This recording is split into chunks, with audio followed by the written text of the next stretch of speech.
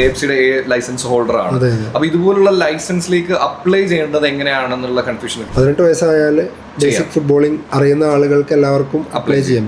Football അറിയണമെന്നില്ല, പക്ഷേ ഇന്ത്യയിലെ ഏറ്റവും ലൈസൻസ് എന്ന് പറയുന്നത് ലോ ലെവൽ ഗ്രേഡ് എന്ന് പറയുന്നത് D ലൈസൻസ് ആണ്. അത് ആദ്യം E ലൈസൻസ് ആയിരുന്നു. വലിയൊരു മാറ്റം ഫുട്ബോൾ ഇക്കോസിസ്റ്റത്തിൽ വന്നിട്ടുണ്ട് കേരളത്തിൽ. നമ്മൾ സൈലന്റ് ആയിട്ട് കളി കാണുക എന്നതിലുപരി അവിടെ വരുമ്പോൾ പേടി വരുന്ന പോലെ. അതെ അതെ, ആ അറ്റ്മോസ്ഫിയറിനാണ് പലപ്പോഴും ആളുകൾ കളി കാണാൻ പോകുന്നത്.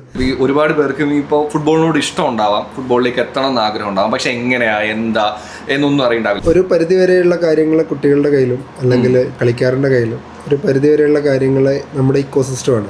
യെസ്, അപ്പോൾ AT പോഡ്കാസ്റ്റ് ഫുട്ബോൾ ക്ലബിന്റെ സെക്കൻഡ് പോഡ്കാസ്റ്റിംഗ് എപ്പിസോഡാണ് കേട്ടോ. അപ്പോൾ നിങ്ങൾക്ക് അറിയാവുന്ന പോലെ കഴിഞ്ഞ പ്രാവശ്യം നമ്മൾ ആരായിട്ട് സംസാരിച്ചത്, ഹെഡ് കോച്ചുമായിട്ടാണ് സംസാരിച്ചത്. ഇന്ന് നമ്മൾ സംസാരിക്കാൻ പോകുന്നത് കണ്ണൂർ വാരിയേഴ്സ് FCയുടെ അസിസ്റ്റന്റ് കോച്ചായിട്ടുള്ള ഷഫീഖ് ഹസനുമായിട്ടാണ്. ആൻഡ് പുള്ളിക്കാരനെ കുറിച്ച്, പുള്ളിക്കാരൻ്റെ റെക്കോർഡ്സും കാര്യങ്ങളും അല്ലെങ്കിൽ ഈ ലൈസൻസും പുള്ളി വർക്ക് ചെയ്തിട്ടുള്ള കാര്യം, ഇന്ത്യയിൽ ഒരുപാട് ക്ലബ്ബുകളുടെ കൂടെ ആൻഡ് അതുപോലെ തന്നെ AFC ലൈസൻസ് ഹോൾഡറാണ്. അങ്ങനെ കുറേ കാര്യങ്ങളുണ്ട്. പക്ഷേ ആള് ഭയങ്കര ചില്ലാണ്. സോ അതുകൊണ്ട് തന്നെ പുള്ളിയുമായിട്ട് ഒരുപാട് ഫുട്ബോൾ ടോക്സ് നടത്താമെന്ന് ഞാൻ വിചാരിക്കുന്നു. So welcome to the show.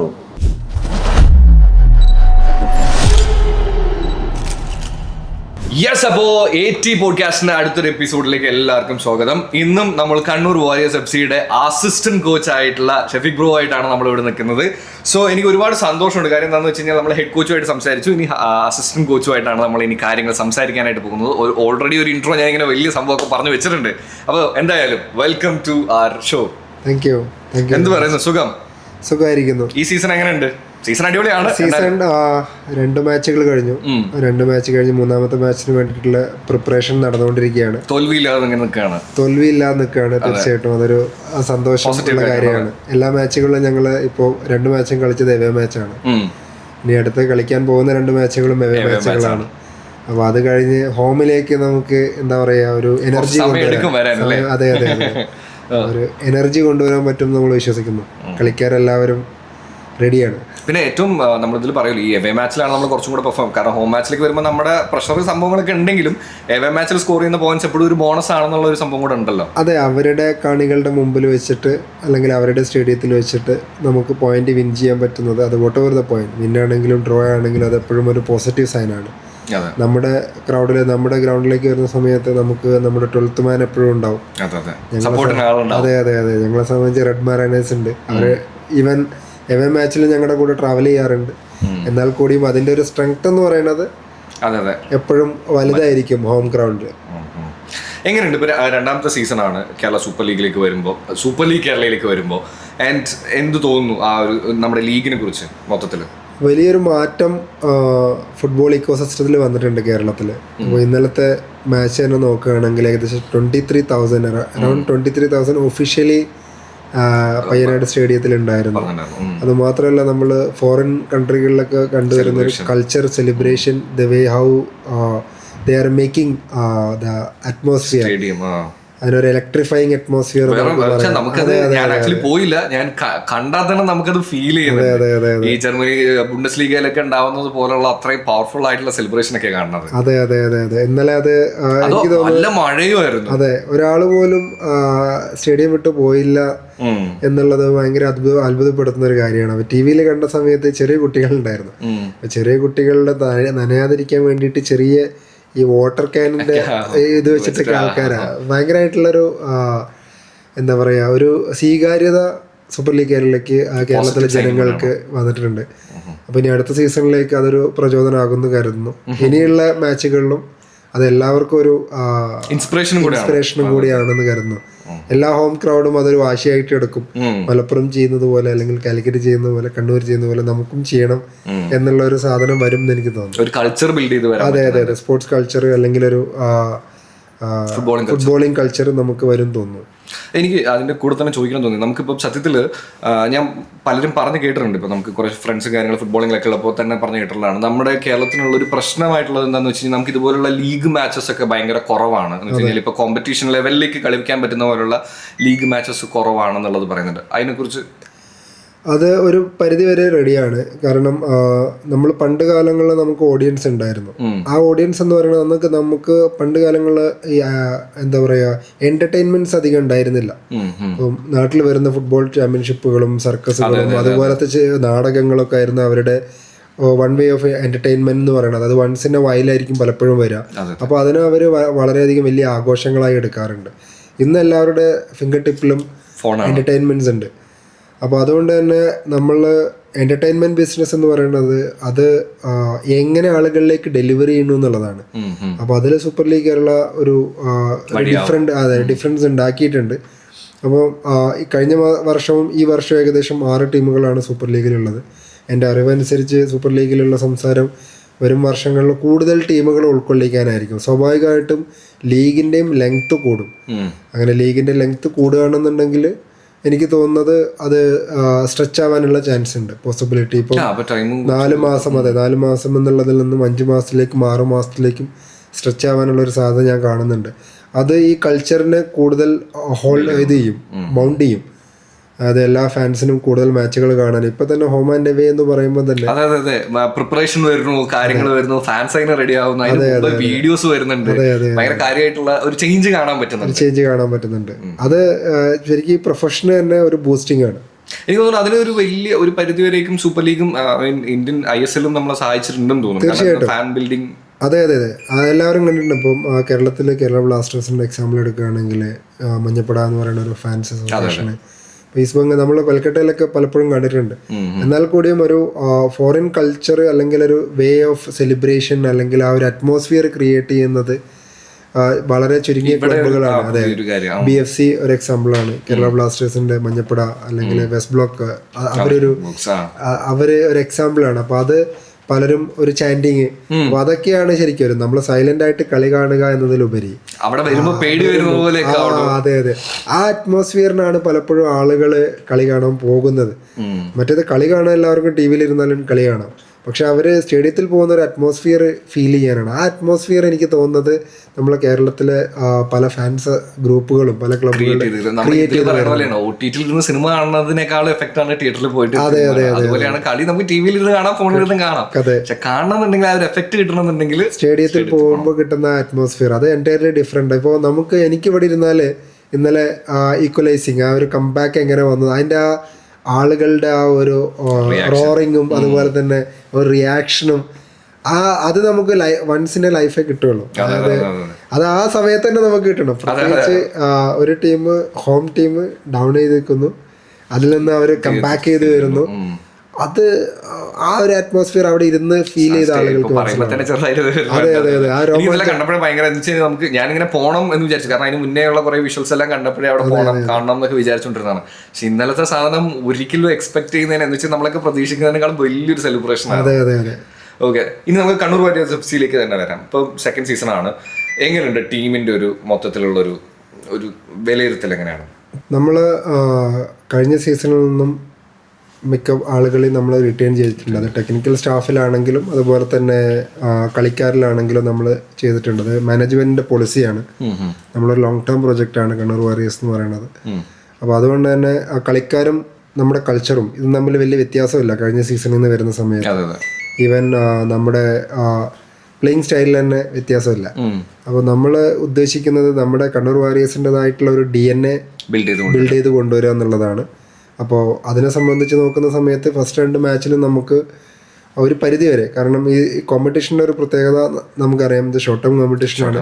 കുറച്ച് പുതിയ ആളുകൾ വന്നിട്ടുണ്ട്, അവർ സിങ്ക് ആവുന്ന ഒരു ടൈം എടുക്കുന്നു എന്നല്ലാതെ ബാക്കിയെല്ലാം ചോദിക്കാൻ വേണ്ടി വരുന്നത്. കാരണം നമുക്ക് ഉള്ള ഒരു പ്രശ്നമായിട്ട് എനിക്ക് തോന്നി, പ്രശ്നമാണോ എന്ന് പറയാൻ പാടുമെന്ന് എനിക്കറിയില്ല. പക്ഷെ എന്ന് വെച്ചാൽ ഒരു പ്രീ സീസൺ ടൈമോ അല്ലെങ്കിൽ ഒന്ന് സെറ്റ് ആവാനുള്ള ഒരു ടൈമോ കിട്ടാതെയാണല്ലോ പെട്ടെന്ന് സീസൺ തുടങ്ങുന്നത്. അതെ അപ്പൊ അതൊരു ചെറിയൊരു പ്രശ്നമല്ലേ? നമുക്ക് 4 ആഴ്ച കിട്ടിയിട്ടുണ്ട്. 4 ആഴ്ചയിൽ നമ്മുടെ പ്രിപ്പറേഷൻ വന്നിട്ടുണ്ട്. എങ്കിൽ കൂടിയും ഒരു ഫുട്ബോൾ ടീം ഈവന്റിനെ സംബന്ധിച്ച് അതൊരു കുറഞ്ഞ സമയമാണ്, സംശയമല്ല. മാത്രമല്ല നമുക്ക് 1-2 ട്രെയിനിങ് മാച്ചുകൾ കളിക്കാൻ പറ്റണമായിരുന്നു അതിനു മുമ്പ്. കോമ്പറ്റേറ്റീവ് ആയിട്ടുള്ള നമ്മൾ കളിച്ചിട്ടുണ്ടായിരുന്നു, പക്ഷെ പിന്നെ നമ്മൾ ഡയറക്റ്റ് കോമ്പറ്റീഷനിലേക്കാണ് പോകുന്നത്. അപ്പോൾ ടീമിന്റെ ഒരു അതെ പ്രീ സീസൺ മാച്ച് പോലെ. അപ്പോൾ അതിന്റെ ഒരു ഔട്ട്കം നമുക്ക് എപ്പോഴും കിട്ടുക. ഇപ്പൊ നമ്മൾ നോക്കുന്ന സമയത്ത് ഒരു 4-5 മാച്ച് കഴിയുമ്പോഴാണ് എല്ലാവർക്കും മനസ്സിലാകുക ഏത് ടീമാണ് സൂപ്പർ ലീഗിൽ കുറച്ചുകൂടെ നന്നായി നിൽക്കുന്നത് അല്ലെങ്കിൽ ബാലൻസ്ഡ് ടീം എന്ന് നമുക്ക് പറയാൻ പറ്റുന്നത്. അത് അപ്പം സെക്കൻഡ് സീസണിലേക്ക് വന്നു കഴിയുമ്പോൾ പുതിയ പ്ലേയേഴ്സിനെ കൊണ്ടുവന്നു. എന്തെങ്കിലും ലൈക്ക് ചേഞ്ചസ് അതുകൊണ്ട് വരുന്നുണ്ടോ? ലൈക്ക് പ്രഷർ, ബിക്കോസ് അസിസ്റ്റന്റ് കോച്ചായിട്ട് നിൽക്കുമ്പോൾ അതിൻ്റെ എല്ലായിടത്തും എത്തണം, ആൾക്കാരിലേക്ക് ഈ സംഭവങ്ങളിലേക്ക് എത്തിക്കുകയൊക്കെ വേണമല്ലോ. സ്വാഭാവികമായിട്ടും അത് ഔട്ട്കമ്മിനെ ബേസ് ചെയ്തിട്ടാണ് നമുക്ക് പ്രഷർ വരിക. സ്വാഭാവികമായിട്ടും പ്രൊഫഷണൽ. അതെ അതെ അതെ. അപ്പോൾ നമ്മൾ കഴിഞ്ഞ 2 മാച്ചിലും നമ്മൾ പ്ലാൻ ചെയ്ത പോലെ ഡിഫെൻഡിങ് ആസ്പെക്റ്റിനകത്തും പോയിട്ടുണ്ടായിരുന്നു. കഴിഞ്ഞ മാച്ചിൽ നോക്കുമ്പോൾ അറ്റാക്കിൽ കുറച്ചുകൂടെ നമുക്ക് കിട്ടിയ ചാൻസസ് നമുക്ക് കൺവേർട്ട് ചെയ്യാൻ പറ്റിയില്ല. അങ്ങനെ ആയിരുന്നെങ്കിൽ നമുക്ക് ഡ്രോയ്ക്ക് പകരം വിന്നായിട്ട് വരായിരുന്നു. പക്ഷെ ഈവൻ അവർ നമ്മൾ കളിക്കാരനെ ഡിമാൻഡ് ചെയ്യുന്നതിലും പരിധിയുണ്ട്. അതാ ഞാൻ പറഞ്ഞത്, ഒരു 40-50% കളിക്കാരും പുതിയ കളിക്കാരാണ്. അപ്പോൾ അവർ തമ്മിലുള്ളൊരു ഫുട്ബോൾ കമ്മ്യൂണിക്കേഷൻ എന്ന് പറയും. നമ്മൾ ആ കമ്മ്യൂണിക്കേഷൻ വരുന്നതേ ഉള്ളൂ. അത് വന്നു കഴിഞ്ഞാൽ ഇനി വരുന്ന കൊച്ചിയായിട്ടുള്ള മാച്ചിൽ നമുക്കത് കാണാനായിട്ട് കഴിയുമെന്ന് ഞാൻ വിശ്വസിക്കുന്നുണ്ട്. കാണാൻ പറ്റട്ടെ. അതെ അതെ, ഞങ്ങളും വെയിറ്റിംഗ് ആണ്. ഞാൻ ചോദിക്കണം എന്ന് വിചാരിച്ചാണ്, ഇപ്പം ബ്രോനോടാകുമ്പോൾ നമുക്ക് അറിയാൻ പറ്റില്ല. ഇപ്പം ഈ ഒരുപാട് പേർക്ക് ഇപ്പോൾ ഫുട്ബോളിനോട് ഇഷ്ടം ഉണ്ടാവാം, ഫുട്ബോളിലേക്ക് എത്തണം എന്ന് ആഗ്രഹം ഉണ്ടാവാം, പക്ഷെ എങ്ങനെയാ എന്താ എന്നൊന്നും അറിയണ്ടാവില്ല. അതിപ്പം കളിക്കുക എന്നുള്ളത് മാത്രമല്ല, മേ ബി ഇപ്പോൾ ചിലപ്പോൾ കോച്ചിങ് ആയിരിക്കാം, ചിലപ്പോൾ റെഫറി ആവുന്നതായിരിക്കാം, എങ്ങനെ പല പല പല മേഖലകളുണ്ടല്ലോ ഇതിനെ റിലേറ്റ് ചെയ്ത്. എന്താണ് അതിന് നമുക്ക് ഇവിടെ നിന്നും ഇപ്പോൾ സത്യം പറഞ്ഞു കഴിഞ്ഞാൽ ഇപ്പോൾ എഡ്യൂക്കേഷൻ്റെ ഭാഗമായിട്ട് ഇതൊന്നും പറഞ്ഞു തരുമോ അല്ലെങ്കിൽ അങ്ങനത്തെ സംഭവങ്ങളൊന്നും ഇല്ലല്ലോ.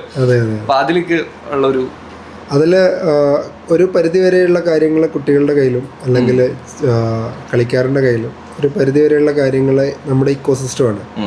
അതായത് കോച്ചുമാർ, പാരൻസ്, അതുപോലെ നമ്മുടെ ഫെഡറേഷൻസിനെല്ലാം ചെയ്യാൻ പറ്റുന്ന കാര്യങ്ങളാണ്. ഇപ്പോൾ നമ്മുടെ നാട്ടിൽ നോക്കുകയാണെങ്കിൽ ഇപ്പോൾ നമ്പർ ഓഫ് പ്ലെയേഴ്സ്, കളിക്കുന്ന ഫുട്ബോൾ കളിക്കുന്ന ആളുകളുടെ എണ്ണം കൂടിയിട്ടുണ്ട്. അത് കൂടാനുണ്ടാകുന്ന കാരണം ഇത്തരത്തിലുള്ള കോമ്പറ്റീഷൻസ്. ഇപ്പോൾ വേൾഡ് കപ്പ് ഒക്കെ വരുന്ന സമയത്ത് നമുക്കറിയാം നാട്ടിൽ ഫുട്ബോൾ കളിക്കാറുന്ന ആളുകളുടെ എണ്ണം കൂടും. ചെറിയൊരു സ്പേസ് ഉണ്ടെങ്കിൽ അവിടെ ആൾക്കാർ കളിക്കും, ഇവർ വീടിൻ്റെ അകത്തും ആൾക്കാർ കളിക്കും. അപ്പോൾ ആ പാഷനെ നമുക്ക് ഡയറക്റ്റ്ലി കൺവേർട്ട് ചെയ്തുകൊണ്ട് പ്രൊഫഷണലിസത്തിലേക്ക് കൊണ്ടുവരണം. കുട്ടികളെ എങ്ങനെയാണ് നമുക്ക് പ്രൊഫഷണലിസത്തിലേക്ക് കൊണ്ടുവരാൻ പറ്റുക? അപ്പോൾ അതിന് നമുക്ക് കോമ്പറ്റേറ്റീവ് ആയിട്ടുള്ള കോച്ചുമാരുണ്ടാവണം, കോമ്പറ്റേറ്റീവ് ആയിട്ടുള്ള കോമ്പറ്റീഷൻസ് ഉണ്ടാവണം, നമുക്ക് ഇൻഫ്രാസ്ട്രക്ചർ ഡെവലപ്മെൻറ്റ് ഉണ്ടാവണം. ഇപ്പോൾ ഇൻഫ്രാസ്ട്രക്ചർ നമ്മളൊരു സൈഡിലേക്ക് മാറ്റി നിർത്തിയാൽ അത് നമുക്ക് പെട്ടെന്ന് ചെയ്യാൻ പറ്റുന്നൊരു കാര്യമല്ല. പക്ഷേ ഇത്തരത്തിലുള്ള കോമ്പറ്റീഷൻ, ഇപ്പോൾ നമ്മൾ ഇൻട്രൊഡക്ഷനകത്ത് തന്നെ പറഞ്ഞു, ഈ സൂപ്പർ ലീഗ് കേരള വന്നതോട് കൂടിയിട്ട് തന്നെ കളിക്കാർ ഫോറിൻ പ്ലേയേഴ്സിൻ്റെ കൂടെ കളിക്കുന്നു, അതുപോലെ തന്നെ കോമ്പറ്റേറ്റീവ് ആയിട്ടുള്ള മാച്ചുകൾ കളിക്കുന്നു, ക്രൗഡിന് മുന്നിൽ കളിക്കുന്നു. നമ്മൾ ഇത്തരത്തിലുള്ള ക്രൗഡ് സാധാരണ ലോക്കൽ ടൂർണമെൻറ്റുകളിൽ കണ്ടിട്ടുള്ളൂ. നമ്മുടെ ഒരു കാലഘട്ടത്തിന് ശേഷം എംപ്റ്റി സ്റ്റേഡിയങ്ങളിലാണ് പലപ്പോഴും കളി നടക്കുന്നത്. അപ്പോൾ കളിക്കാർക്ക് ഇതിൻ്റെ പ്രഷർ അറിയില്ല. പ്രത്യേകിച്ച് നമ്മൾ ഹോം മാച്ചിൽ വരുന്ന എതിർ ടീമിൽ വരുന്ന എവേ ടീമിന് കിട്ടുന്നൊരു പ്രഷറുണ്ട് കളിക്കാർക്ക്. അപ്പോൾ അത് അവർക്ക് ഫീൽ ചെയ്യാനായിട്ട് പറ്റണം. ഇത് പണ്ടൊക്കെ ഒരു സമയം വരേക്കൊക്കെ പ്രീമിയർ ലീഗ് അവിടെ ഇവിടെയൊക്കെ ഇങ്ങനെ സംഭവിക്കുന്നുണ്ടെന്നുള്ളത് ഇങ്ങനെ പറഞ്ഞിരിക്കാം. അതെ അതെ അതെ അതെ, നമുക്കത് എക്സ്പീരിയൻസ് ചെയ്യാൻ പറ്റിയിട്ടുണ്ടായിരുന്നില്ല. അപ്പോൾ ക്വാളിറ്റി ഉള്ള കളിക്കാരെ നമുക്ക് ഡെവലപ്പ് ചെയ്യണമെങ്കിൽ ക്വാളിറ്റി ഉള്ള അറ്റ്മോസ്ഫിയർ നമുക്ക് ക്രിയേറ്റ് ചെയ്യാനായിട്ട് പറ്റണം. ആ അറ്റ്മോസ്ഫിയർ എന്ന് പറയുന്നത് ക്വാളിറ്റി കോച്ചിങ് ആണ്. അപ്പോൾ കോച്ചുമാർ നല്ല ക്വാളിറ്റി ഉള്ള കോച്ചുമാരുണ്ടാവണം, എങ്കിലേ ക്വാളിറ്റി ഉള്ള കളിക്കാരുണ്ടാവുള്ളൂ. അപ്പോൾ നമ്മുടെയൊക്കെ നാട്ടിൽ എല്ലായിടത്തും ചെറിയ ചെറിയ ട്രെയിനിങ് സെൻറ്റേഴ്സ് ഉണ്ടാവും. അവിടെയാണ് നമ്മൾ പാഷൻ ഇഞ്ചെക്ട് ചെയ്യുന്നത് കളിക്കാർക്ക്. ഈ പാഷൻ ഇഞ്ചെക്ട് ചെയ്ത് കഴിഞ്ഞാൽ പിന്നെ നമുക്ക് കളിക്കാരും പാരൻറ്റും അതുപോലെ തന്നെ അസോസിയേഷനുകളും അല്ലെങ്കിൽ ഇത്തരത്തിലുള്ള ഒരു ഫുട്ബോൾ ഇക്കോസിസ്റ്റം അവരെ അടുത്ത ലെവലിലേക്ക് മൂവ് ചെയ്യണം. പലപ്പോഴും നമ്മൾ കണ്ടിട്ടുള്ളത് നമ്മുടെ നാട്ടിൽ നമ്മൾ സ്റ്റാർ ആയിരിക്കും, നമ്മുടെ റിയൽ കോർണർ ചലഞ്ച് ചെയ്യുക ചിലപ്പോൾ നമ്മുടെ അതേ കപ്പാസിറ്റിയിലുള്ള ആളുകളുടെ കൂടെ കോമ്പീറ്റ് ചെയ്യുമ്പോഴായിരിക്കും. അപ്പോൾ അത്തരത്തിലുള്ള കോമ്പറ്റീഷൻസ് നമുക്ക് വരണം എന്നുണ്ടെങ്കിൽ നമ്മുടെ ഇവിടെ ഇല്ലെങ്കിൽ നമ്മൾ കളിക്കാരെ ട്രാവൽ ചെയ്യേണ്ടി വരും. പിന്നെ അവരുടെ ലൈഫ് സ്റ്റൈലാണ്. നമ്മൾ ചിന്തിച്ചുകൊണ്ടിരുന്നതുകൊണ്ട് കാര്യമല്ല, നമ്മൾ ഒരുപാട് കാര്യങ്ങൾ സാക്രിഫൈസിങ് എന്ന് പറയുന്ന ഒരു സാധനമുണ്ട്. അപ്പോൾ നമ്മൾ ആര് കളിക്കാരനായിട്ട് നമ്മൾ പ്രൂവ് ചെയ്തിട്ടില്ല എന്ന് വിചാരിക്കുക. ഫോർ എക്സാമ്പിൾ, നമ്മൾ പ്രൂവ് ചെയ്തിട്ടില്ലെങ്കിൽ നമ്മൾ ഒരുപാട് ആളുകളെ ഹാപ്പി ആക്കേണ്ടത്. ഇപ്പോൾ അക്കാഡമിക്സ് എന്ന് പറയുന്നത് നമുക്കൊരു പ്രഷറുള്ളൊരു സാധനമാണ്, പ്രത്യേകിച്ച് നമ്മുടെ പാരൻസിൻ്റെ ഇടയിൽ. അപ്പോൾ നമ്മുടെ പാരൻസിൻ്റെ പെർമിഷൻ നമുക്ക് കിട്ടണം. ഒരു കളിക്കാരനാണ് ഞാൻ നടന്നോ എന്ന് പറയണമെങ്കിൽ വിടണം എന്നുണ്ടെങ്കിൽ എന്ത് വേണം? ഈ മേക്ക് ദം ഹാപ്പി അല്ലേ? അവരെ ഹാപ്പി ആക്കണം. അവരെ ഹാപ്പി ആക്കേണ്ടത് അക്കാഡമിക്സ് ആയിരിക്കും, അവർ പറയുന്ന കാര്യങ്ങൾ ചെയ്യലായിരിക്കും. അപ്പോൾ ഞാൻ കളിക്കാൻ പോകുന്നു, വീട്ടിൽ വന്നതിന് ശേഷം ഞാൻ എൻ്റേതായ പഠിക്കാതെ അല്ലെങ്കിൽ ഇത് ചെയ്യാതെ ഞാൻ മൊബൈലിൽ സ്ക്രോൾ ചെയ്യുന്നു അല്ലെങ്കിൽ വേറെ രീതിയിൽ ടൈം സ്പെൻഡ് ചെയ്യുന്നു. അപ്പോൾ ഞാൻ കളിക്കാരനുമായിട്ടില്ല, പഠിക്കുന്നുമില്ല. അപ്പോൾ എനിക്ക് സ്വാഭാവികമായിട്ടും എൻ്റെ കളിയിലുള്ള ഫോക്കസിനെ ഡിസ്റ്റർബ് ചെയ്യാൻ ആർക്ക് പറ്റും? ഇപ്പോൾ എൻ്റെ ക്ലാസ് ടീച്ചർക്ക് പറ്റും, ക്ലാസ് ടീച്ചർ നേരെ പാരന്റിനെ വിളിക്കും, പാരന്റ് നേരെ അതെ അമ്മ നേരെ അച്ഛനോട് പറയും, അമ്മ ഇവനെ ഞെട്ടിക്കും. ആ സ്വാഭാവികമായിട്ട് എന്ത് ചെയ്യും, ഇവനെ ഫോക്കസ് നഷ്ടപ്പെടും. അപ്പം നമ്മൾ അൺലെസ് നമ്മളൊരു പ്ലാറ്റ്ഫോമിലേക്ക് എത്തുന്നത് വരെ, കാരണം പ്രൊഫഷൻ എന്ന് പറഞ്ഞു കഴിഞ്ഞാൽ എന്നെ സംബന്ധിച്ച് he suppose to make money out of it, അതായത് കൺവേർട്ട് ചെയ്യാൻ പറ്റണം, അത് അയാളുടെ ബൺ ആൻഡ് ബട്ടർ ആയിരിക്കണം അല്ലേ. അങ്ങനെ ആകുന്ന സമയം വരുമ്പോഴാണ് നമ്മൾ ക്വസ്റ്റ്യൻ ചെയ്യാതിരിക്കുള്ളൂ. കാരണം എല്ലാവരും അക്കാഡമിക്സ് ആണെങ്കിൽ എന്തിനാ ചെയ്യണത്, നമ്മൾ പഠിക്കാൻ പോകുന്നത് സർട്ടിഫിക്കറ്റ് വിൽ മേക്കോ, ജോലി കിട്ടും എന്നുള്ളതല്ലേ. അപ്പോൾ അത് കളിക്കാരുടെ ഭാഗത്ത് നിന്ന്. അതിന് പുറമെ ഞങ്ങളെപ്പോലുള്ള ക്ലബ്ബുകൾ അതിനുള്ള അറ്റ്മോസ്ഫിയർ ക്രിയേറ്റ് ചെയ്യണം എന്നുള്ളതാണ്. കണ്ണൂരിൽ നമ്മൾ മാനേജ്മെൻറ്റ് ഡിസിഷൻ പ്രകാരം നമ്മൾ എന്ത് ചെയ്യുന്നുണ്ട്, യൂത്ത് ഡെവലപ്മെൻറ്റിലേക്ക് സ്റ്റാർട്ട് ചെയ്യുന്നുണ്ട്. SLK കഴിയുന്നതോട് കൂടിയിട്ട് തന്നെ നമ്മൾ സ്റ്റാർട്ട് ചെയ്യും. അതിന് മുമ്പ് തന്നെ നമ്മൾ ഗ്രാസ് റൂട്ട് ഫെസ്റ്റിവലും കാര്യങ്ങളൊക്കെ ഈ സീസണിൽ തന്നെ നടത്താനായിട്ട് ഉദ്ദേശിക്കുന്നുണ്ട്. അതിന് നമ്മളുടെ ഓപ്പറേഷണൽ ടീമുകൾ സ്കൂളുകളുമായിട്ട് അസോസിയേറ്റ് ചെയ്തുകൊണ്ട് വർക്ക് ചെയ്യുന്നുണ്ട്. അതെ അതെ അതെ. ഞാൻ ഇതിന്റെ ഒപ്പം തന്നെ കണക്ട് ചെയ്ത് ചോദിക്കാം. ഞാൻ നമ്മുടെ കോച്ചിനോട് ചോദിച്ചിട്ടുണ്ടായിരുന്നു, അതായത് മെസ്സി വരുന്നതിനെ കുറിച്ചുള്ള ഒരു വലിയ സംസാരം പോകുന്നുണ്ടല്ലോ. എന്ന് വെച്ച് കഴിഞ്ഞാൽ ഇപ്പം മെസ്സിയും അർജന്റീന ടീമിനെയും കൊണ്ടുവരുന്നു, കേരളത്തിലേക്ക് കൊണ്ടുവന്ന് കളിപ്പിക്കാൻ പോകുന്നു. അതിന് ഒരുപാട് ചെലവും കാര്യങ്ങളും ഉണ്ട്. അത് സത്യത്തിൽ ഇപ്പുറത്തേക്ക് ഇൻവെസ്റ്റ് ചെയ്താൽ പോരെ എന്ന് വെച്ച് കഴിഞ്ഞാൽ ഡെവലപ്മെന്റിനും മറ്റു കാര്യങ്ങൾക്കും ഇൻവെസ്റ്റ് ചെയ്യുന്നത് അല്ലേ നല്ലത് എന്ന് പറയുന്ന ഒരു കൂട്ടരും ഉണ്ട്. അപ്പൊ ഇപ്പുറത്ത് കളി കൊണ്ടുവരണം, കളി കൊണ്ടുവന്ന് വിസിബിലിറ്റി വന്നാലേ ഈ പറയുന്ന പോലുള്ള മാറ്റങ്ങൾ നമ്മുടെ ഇവിടെ ഉണ്ടാവുള്ളൂ എന്നും പറയുന്നുണ്ട്. അപ്പൊ അതിലുള്ള ടേക്ക് എന്താ? അത് നല്ലൊരു ടഫ് ക്വസ്റ്റ്യൻ ആണ്. നമുക്ക് ഇന്ത്യയിൽ നമ്മൾ മൊത്തം 100 ബില്യണർമാർ അല്ലെങ്കിൽ എന്താ പറയുക പൈസയുള്ള ആളുകളുടെ എണ്ണം നോക്കുകയാണെങ്കിൽ ഇന്ത്യക്കാരുടെ എണ്ണം കൂടുതലാണ്. പക്ഷെ അവരിത് സ്പോർട്സിലേക്ക് ഇൻവെസ്റ്റ് ചെയ്യണം. അതിനെന്തിനാ അവർ ഇൻവെസ്റ്റ് ചെയ്യണം? അപ്പോൾ നമ്മൾ നോക്കുന്ന സമയത്ത് മെസ്സി വരുന്നു. മെസ്സി വരുമ്പം നമുക്ക് കിട്ടുന്നത് മെസ്സി മാത്രമോ കളി മാത്രമല്ല, നമുക്ക് മൊത്തം അറ്റൻഷനാണ് കിട്ടുന്നത്, ഗ്ലോബൽ അറ്റൻഷനാണ്, അത് കൊമേഴ്ഷ്യൽ അറ്റൻഷനാണ് കിട്ടുന്നത്. ഇപ്പോൾ നമ്മൾ നോക്കുകയാണെങ്കിൽ ഇപ്പോൾ ജവഹർലാൽ നെഹ്റു സ്റ്റേഡിയം എത്ര കാലമായി നമ്മുടെ കോമ്പറ്റീഷൻസ് നടന്നുകൊണ്ടിരിക്കുന്നത് അവിടെ. അപ്പോൾ അതിൻ്റെ സ്റ്റാൻഡേർഡ് ഇപ്പോൾ അവിടെ വർക്ക് നടന്നുകൊണ്ടിരിക്കുകയാണ്. എനിക്ക് തോന്നുന്നത് 70 crore or 100 crore അവർ അതിൽ സ്പെൻഡ് ചെയ്തിട്ട് അത് സ്റ്റേഡിയം റെനോവേറ്റ് ചെയ്യുന്നുണ്ട്. ഇപ്പോൾ നമ്മൾ ഞാൻ എടുക്കേണ്ടത് അതിൽ പോസിറ്റീവ് സൈഡാണ്. ഇപ്പോൾ അത്രയും ആളുകൾ അവിടെ വന്നു, കളി കാണാൻ വന്നു എന്ന് കരുതുക. ഇപ്പോൾ അതൊരു ഗ്ലോബൽ അറ്റൻഷൻ കൊടുക്കും. അപ്പോൾ സ്വാഭാവികമായിട്ടും ഗ്ലോബലി ഉള്ള കമ്പനികൾ ഇതിൽ ഫുട്ബോളിലോ അല്ലെങ്കിൽ സ്പോർട്സിലോ ഇൻവെസ്റ്റ് ചെയ്യാൻ തയ്യാറാവും. അവർ ചിന്തിക്കുന്നത് എന്താ, എല്ലാവർക്കും വേണ്ട എന്താ, എല്ലാവർക്കും വേണ്ടത് കൊമേഴ്ഷ്യൽ സ്പേസ് ആണ് എല്ലാവർക്കും വേണ്ടത്, അതായത് റവന്യൂ മേക്കിംഗ്. ഇപ്പോൾ നമ്മൾ ഇപ്പോഴും ഇന്നത്തെ ന്യൂസിലും ഇന്നലത്തെ ന്യൂസിലൊക്കെ ഉണ്ട് എന്ത്, ഇന്ത്യയെ എന്തുകൊണ്ടാണ് ആളുകൾക്ക് ചലഞ്ച് ചെയ്യാൻ പറ്റാത്തത്, ഇന്ത്യ എന്തുകൊണ്ടാണ് ഒരു ഗ്ലോബൽ പവറായിട്ട് മാറുന്നത്, നമ്മുടെ പോപ്പുലേഷനാണ്. അതായത് ബിസിനസ് എന്ന് പറഞ്ഞാൽ പീപ്പിളാണ്. അപ്പോൾ ആ ആളുകൾ പിന്നെ സ്റ്റേഡിയത്തിലേക്ക് വരികയും അത് ഇവിടെ ഉണ്ടാക്കുന്ന ഒരു ഓളവും കൊമേഴ്ഷ്യലി സക്സസ് ആവുകയും അത് ആളുകളിലേക്ക് അല്ലെങ്കിൽ പുതിയ പുതിയ സ്പോൺസേഴ്സിന് നമ്മുടെ ലീഗുകളും കോമ്പറ്റീഷൻസിലും അല്ലെങ്കിൽ ഫുട്ബോളിൽ ഇൻവെസ്റ്റ് ചെയ്യാൻ വേണ്ടിയിട്ട് ഈവൻ ചെറിയ ചെറിയ അക്കാഡമികൾ മുത്തൂറ്റ് ചെയ്യുന്ന പോലെ വേറൊരു എന്താ പറയുക ക്യാപിറ്റൽ ഇൻവെസ്റ്റ്മെന്റ് ടീമിനും എന്ത് ചെയ്യാൻ പറ്റും, ഫുട്ബോളിലേക്ക് ഇൻവെസ്റ്റ് ചെയ്യാൻ പറ്റും. മുത്തൂറ്റ് ഫുട്ബോൾ അക്കാഡമി എന്നുള്ള അവരുടെ CSR ഉപയോഗിക്കുന്നുണ്ട്. അപ്പോൾ അത്തരത്തിലുള്ള ആളുകൾ കൂടുതലായിട്ട് ഇതിലേക്ക് വരും എന്നാണ് ഞാൻ വിശ്വസിക്കുന്നത്. വരണം, തീർച്ചയായിട്ടും വരണം എന്നാണ് എൻ്റെ ഒരു. അതിനോട് കണക്ട് ചെയ്തുകൊണ്ട് ചോദിക്കുകയാണ്, മെസ്സി ഓർ റൊണാൾഡോ? ഞാൻ റൊണാൾഡോ ഫാനാണ്. അതെ, ആ വൈയിലാണ് എനിക്ക് നമ്മൾ എന്താവണമെങ്കിലും എനിക്ക് എപ്പോഴും why I am doing this, എനിക്ക് ആ വൈ എന്നുള്ള ക്വസ്റ്റ്യൻ എൻ്റെ ലൈഫിൽ ഏറ്റവും ഇമ്പോർട്ടൻ്റ് ആയിട്ടുള്ള ഒരു കാര്യമാണ്. അപ്പോൾ നമ്മൾ ഒരു കളിക്കാരനാവണമെങ്കിൽ നമ്മൾ വർക്ക് ചെയ്യണം, അല്ലെങ്കിൽ നമ്മളൊരു കോച്ചാവണമെങ്കിൽ നമ്മൾ വർക്ക് ചെയ്യണം. അപ്പോൾ എനിക്ക് എൻ്റെ വർക്ക് എത്തിക്സ് എന്ന് പറയുന്നത്, ആര് വർക്ക് ചെയ്യുകയാണെങ്കിലും അത്തരം വർക്ക് എത്തിക്സ് എനിക്ക് ഭയങ്കര ഇഷ്ടമാണ്. നമുക്ക് ടാലൻറ്റഡ് ആയിട്ടുള്ള, അതായത് Messi is A good footballer അല്ലേ. നമുക്കൊരു എക്സാമ്പിൾ ആയിട്ട്, ഞാൻ ഒരു കോച്ചാണ്, അപ്പോൾ എനിക്കൊരു എക്സാമ്പിൾ ആയിട്ട് കാണിച്ചു കൊടുക്കാൻ പറ്റുന്നത് റൊണാൾഡോയാണ്. കാരണം വർക്ക് എത്തിക്സ് ആണ്. ആ വർക്ക് എത്തിക്സ് എന്ന് പറയുന്നത് എല്ലാവരും നമ്മൾ എന്താ പറയുക സർവൈവൽ ഓഫ് ദി ഫിറ്റസ്റ്റ് എന്ന് പറയുന്ന പോലെ പുള്ളി ഇപ്പോഴും ഫൈറ്റ് ചെയ്തുകൊണ്ടിരിക്കുന്നത്, ഇപ്പോഴും അതിലേക്ക് ചലഞ്ച് ചെയ്ത്. Messi is a born talent, അല്ലെങ്കിൽ എന്താ പറയുക ഫുട്ബോളിലെ നമുക്കൊരു മിഷിഹ തന്നെയാണെന്ന് പറയാം, ബോൺ ടാലന്റ് ആണ്. പക്ഷേ ഐ സപ്പോർട്ട് അല്ലെങ്കിൽ എന്താ പറയുക റൊണാൾഡോ. കാരണം എനിക്ക് ഒരുപാട് എക്സാമ്പിൾ ആസ് എ കോച്ച് എന്നുള്ള നിലയിൽ കാണിച്ചു കൊടുക്കാനായിട്ട് പറ്റും. മെസ്സിയിലെ ടാലൻറ്റ് മാത്രമേ എനിക്ക് കാണിച്ചു കൊടുക്കാൻ പറ്റുള്ളൂ. പക്ഷേ എൻ്റെ അടുത്ത് വരുന്ന 100 ആളിലും അല്ലെങ്കിൽ 500 ആളിലും അല്ലെങ്കിൽ 30 ആളിലും 20 ആളിലും ടാലൻറ്റ് ഉണ്ടാവില്ല. അവിടെ എനിക്ക് കാണിച്ചു കൊടുക്കാൻ പറ്റുന്നത് how you can make like എന്താ ഹാർഡ് വർക്ക് ചെയ്തുകൊണ്ട് കൺവേർട്ട് ചെയ്യാവുന്നതാണ് എന്നുള്ളൊരു എക്സാമ്പിൾ. അപ്പോൾ അതുകൊണ്ട് റൊണാൾഡോ. റൊണാൾഡോ. ഓക്കെ, ഇനി വേറെ കേസ് എന്താണെന്ന് വെച്ച് കഴിഞ്ഞാൽ നമ്മൾ സ്ഥിരം കേൾക്കുന്ന ഒരു കാര്യമാണ് എന്ന് വെച്ച് കഴിഞ്ഞാൽ ഇന്ത്യൻ പ്ലേയേഴ്സിന്റെ കാര്യത്തിലേക്ക് വരുമ്പോൾ അവരുടെ ഫിസിക് ആയാലും ശരി പെട്ടെന്ന് ഇഞ്ചേർഡ് ആവുന്നുണ്ട്. അങ്ങനെ കുറേ ഒരു എന്താ പറയുക ഒരു നെഗറ്റീവ് പെർസ്പെക്റ്റീവിൽ ഇന്ത്യൻ പ്ലേയേഴ്സിനെ കുറിച്ച് പറയുന്ന സംഭവങ്ങളുണ്ടല്ലോ. ഇപ്പം ഇന്ത്യ മുഴുവനും പല സ്ഥലങ്ങളിൽ വർക്ക് ചെയ്തിട്ടുള്ള ഒരാളാണ്. അപ്പോൾ അതുകൊണ്ട് തന്നെ അതിനെക്കുറിച്ചുള്ള നല്ലൊരു ധാരണ ഉണ്ടാവും. എന്തായിരിക്കും അതിനൊരു കാരണം? അത് ശരിയാണോ? ഇതിൽ നമുക്ക് എഡ്യൂക്കേഷൻ എന്ന് പറയുന്ന ഒരു സാധനമുണ്ട്. നമ്മൾ ഈ അക്കാഡമിക് എഡ്യൂക്കേഷൻ മാത്രമല്ല, ഇപ്പം നമ്മളൊരു പ്രൊഫഷണൽ ആവണമെങ്കിൽ നമ്മൾ ആദ്യം ഇൻവെസ്റ്റ് ചെയ്യേണ്ടത് ട്രെയിനിങ്ങിന് പുറമെ നമ്മൾ ഇൻവെസ്റ്റ് ചെയ്യേണ്ടതാണ് നമ്മുടെ ഭക്ഷണം, നമ്മുടെ ഉറക്കം, നമ്മുടെ റെസ്റ്റ്, നമ്മുടെ ഹൈഡ്രേഷൻ. നമ്മളിൽ നമ്മൾ ഇൻവെസ്റ്റ് ചെയ്യണം. അതിന് പുറമെയാണ് നമ്മുടെ സ്റ്റഡി എന്ന് പറയുന്നത്. ഈ സ്റ്റഡി എന്ന് പറയുന്നത് ഇഞ്ചുറിയെ കുറിച്ചാവാം. എങ്ങനെയൊക്കെയാണ് ഇഞ്ചുറി വരിക അത് നമ്മൾ പഠിക്കണം. നമ്മളെ നാട്ടിൽ ഒരുപാട് ടൂർണമെൻറ്റുകളുണ്ട്. ഇപ്പോൾ ഈ ചെറിയ ചെറിയ ലോക്കൽ ടൂർണമെൻറ്റ് നോക്കുകയാണെങ്കിൽ ചില കളിക്കാർ വൈകുന്നേരം ഒരു കളി കളിച്ച് രാത്രി വേറൊരു കളിക്ക് പോകും. ഓക്കെ, ഇപ്പോൾ പല കളിക്കാർക്കും അവർ എന്ത് കഴിക്കണം, ഇൻടേക്ക് എന്ത് വേണം എന്നുള്ളത് അവർക്കറിയില്ല. അപ്പോൾ അവർ ഫോക്കസ് ചെയ്യണത് അവർക്ക് കിട്ടുന്ന 2000 രൂപയോ 3000 രൂപയായിരിക്കും. പക്ഷെ സമയം അത് അവർ സ്പെൻഡ് ചെയ്യണത് പോസിറ്റീവ്ലി അല്ല. കാരണം നമ്മൾ എക്സ്പെക്ട് ചെയ്യേണ്ടത് ഓക്കെ ഒരു 1 CR 2 CR 3 CR annually earn ചെയ്യുന്ന ഒരു കളിക്കാരനാവണം ഞാൻ എന്നുള്ളതാണ്. എങ്കിൽ ഞാൻ ആകണമെന്നുണ്ടെങ്കിൽ ഞാൻ അവരുടെ സ്റ്റാൻഡേർഡ് അറിയണം. അപ്പം ഞാൻ അവരുടെ കളി കാണണം. ഓക്കെ, ഞാൻ നാഷണൽ ടീമിൽ ഞാനിപ്പോൾ ഒരു സ്ട്രൈക്കറാണ്. നാഷണൽ ടീമിലെ സ്ട്രൈക്കർ സുനിൽ ഛേത്രിയുടെ ക്വാളിറ്റി എന്താ? അതല്ലെങ്കിൽ അവിടെ മൻവീർ കളിക്കുന്നുണ്ടെങ്കിൽ അവൻ്റെ ക്വാളിറ്റി എന്താ?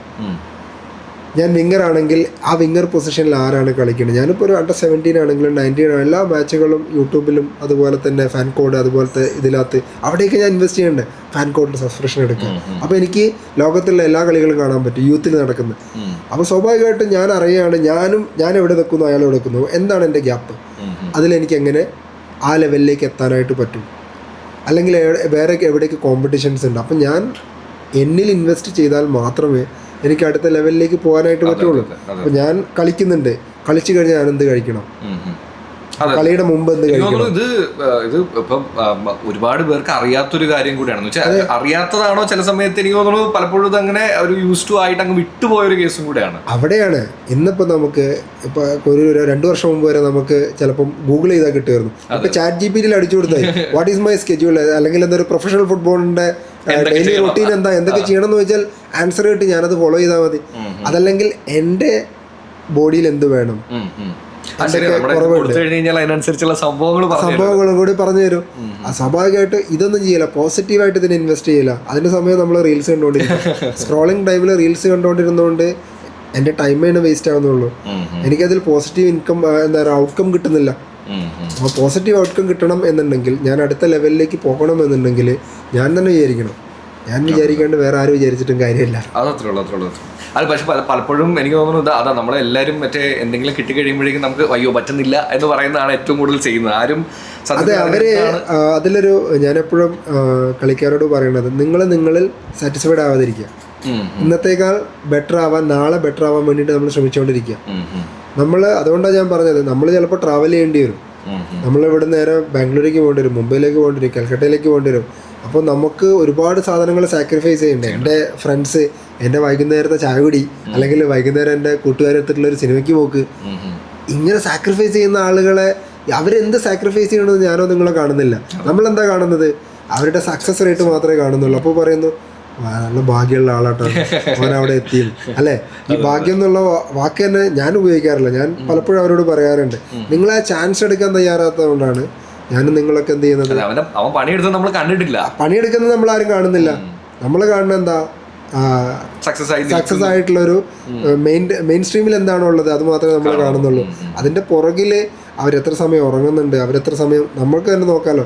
നമ്മൾ സ്ക്രീൻ ടൈം സെറ്റ് ചെയ്ത് വെച്ച് എത്ര സമയം നമ്മൾ മൊബൈൽ ഉപയോഗിക്കുന്നതാണ്. അപ്പം മനസ്സിലാവുന്നത് ഇത്ര മണിക്കൂർ ഞാൻ വേസ്റ്റ് ചെയ്തു എന്നുള്ളത് നമുക്ക് കാണാനായിട്ട് പറ്റും. അപ്പോൾ കളിക്കാർ ആരാണെങ്കിലും, കളിക്കാരാണെങ്കിലും കോച്ചുമാരാണെങ്കിലും, നമ്മൾ ഇനി വേറെ ഏതെങ്കിലും പ്രൊഫഷണൽ ആളുകളാണെങ്കിലും, നമ്മൾ ഇൻവെസ്റ്റ് ചെയ്ത് കഴിഞ്ഞാൽ മാത്രമേ നമുക്ക് അടുത്ത ലെവലിലേക്ക് പോകാനായിട്ട് പറ്റുള്ളൂ. നമ്മളെ ചലഞ്ച് ചെയ്യുക, ഡെയിലി നമ്മളെ ചലഞ്ച് ചെയ്തുകൊണ്ടിരിക്കുക, നമ്മളിൽ ഹാപ്പി ആവാതിരിക്കുക. അങ്ങനെയാണെങ്കിൽ നമുക്ക് നല്ലൊരു ഫ്യൂച്ചർ, അല്ലെങ്കിൽ നമുക്ക് ബെറ്റർ ഫ്യൂച്ചർ നമ്മളെ വെയിറ്റ് ചെയ്യുന്നുണ്ടാവും. അതെ. ഇനി ഞാൻ ഇത് പറഞ്ഞതിന്റെ ഇടയിൽ ഉണ്ടായിരുന്ന ഒരു കാര്യത്തെ കണക്ട് ചെയ്ത് ചോദിക്കുകയാണ്. കാര്യം എന്ന് വെച്ച് കഴിഞ്ഞാൽ ഇപ്പൊ ഈ പറയുന്ന പോലെ നമ്മൾ എടുക്കുന്ന സാക്രിഫൈസസ് ചിലപ്പോൾ ആരും കാണണമെന്നില്ല. എസ്പെഷ്യലി ഇപ്പൊ ബ്രോഡ് ഒരു കാര്യം നോക്കുകയാണെങ്കിൽ കരിയറിൽ പല സമയത്ത് പല സ്ഥലങ്ങളിലായിട്ട് ട്രാവൽ ചെയ്യേണ്ടതായിട്ട് വരും. അപ്പൊ സ്വാഭാവികമായിട്ട് ചിലപ്പോൾ ഫാമിലി ടൈം എന്ന് പറയുന്നത് അധികം ഉണ്ടാവില്ല. അപ്പൊ എങ്ങനെയാ അത് മാനേജ് ചെയ്യുന്നത്? അതൊരു ചോദ്യമായിട്ട് ചോദിക്കുന്നതല്ലേ. ഭാര്യ കാണുന്നുണ്ടെങ്കിൽ പ്രശ്നമാണ്.